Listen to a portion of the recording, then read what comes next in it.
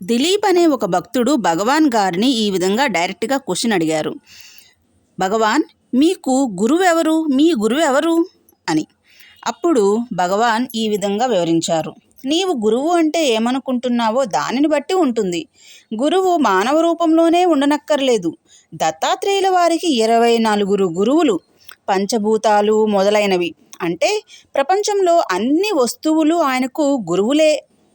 గురువు తప్పకుండా ఉండాలి. నీవు గురువు అని దేనిని అంటున్నావో దానిని బట్టి ఉంటుంది.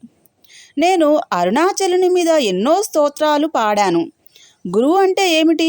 గురువు అంటే భగవంతుడు లేక ఆత్మయే. మొదట్లో మానవుడు తన కోరికలను పూరించమని భగవంతుని ప్రార్థిస్తాడు.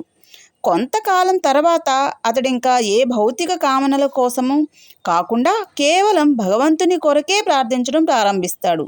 అతని ప్రార్థనను అనుసరించి భగవంతుడు ఏదో ఒక రూపం, మానవుడో లేదా మరొకటో ధరించి అతనికి త్రోవ చూపిస్తాడు. సో రమణ మహర్షి గారు మొదట్లో అరుణాచలుడు మీద ఎంతో గురువుగా భావించి ఆయన మీద స్తోత్రాలు రాశారు.